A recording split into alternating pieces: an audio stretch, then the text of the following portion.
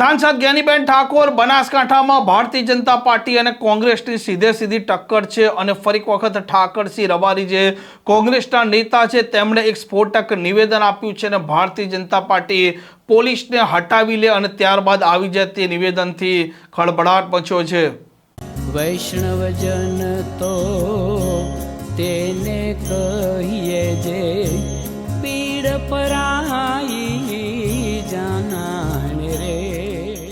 नमस्कार, आप जो रह्या छो नवजीवन न्यूज़ અને હું છું આપની સાથે તોફિક ગાંચી। બનાસકાંઠા છે તેના સાંસદ જ્ઞાનીબેન ઠાકોર છે અને જ્ઞાનીબેન ઠાકોરના અનેક વખત આકરા નિવેદનો સામે આવતા હોય છે અને તેને લઈને વિરોધીઓ છે તે પણ ફફડી જતા હોય છે। જે પ્રકારે ગુજરાતમાં સ્થાનિક સ્વરાજની અત્યારે ચૂંટણીઓ ચાલી રહી છે અને બનાસકાંઠાની વાત કરો કે તેમાંથી અલગ થયેલો જિલ્લો વાવ થરાદ, તેમાં ભાજપ અને કોંગ્રેસ વચ્ચે કાંટાની ટક્કર છે। જ્ઞાનીબેન ઠાકોર ભારતીય જનતા પાર્ટી પર વરસતા હોય છે અને ફરી વખત હવે વરસ્યા છે ઠાકરસિંહ રબારી। તેમણે ભારતીય જનતા પાર્ટીને ચીમકી આપતા કહ્યું છે કે પોલીસ છે તેમને હટાવી લો અને ત્યારબાદ મેદાનમાં આવી જવો મોરે મોરે માટે તે તૈયાર છે અને તેમના આ સ્ફોટક નિવેદને ગુજરાતનું રાજકારણ ગરમ કર્યું છે।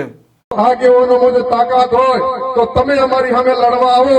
પોલીસ ને પોલીસનું કામ કરવા દો। ચૂંટણીઓમાં ભાજપ કોંગ્રેસ જયારે લડતી હોય અને જયારે અન્યાય થતો હોય ત્યારે પોલીસને ના મૂકો તો તમને ખબર પડે તમારી તાકાત બતાવે। અમારો કોંગ્રેસનો એક કાર્યકર હોય અને તમારા ભાજપના 1000 હોય ને તો મોડે મોડો દઈ દેવા કોંગ્રેસ તૈયાર છે। પરંતુ તમે અમારી સામે પોલીસને મૂકો છો। જયારે જયારે ફોર્મ ખેંચવાનું હોય થરાદ મુકામે અભિનંદન આલું ભાઈ શ્રી ગુલાબસિંહ પ્રધાનજી કોંગ્રેસના તમામ આગેવાનોને।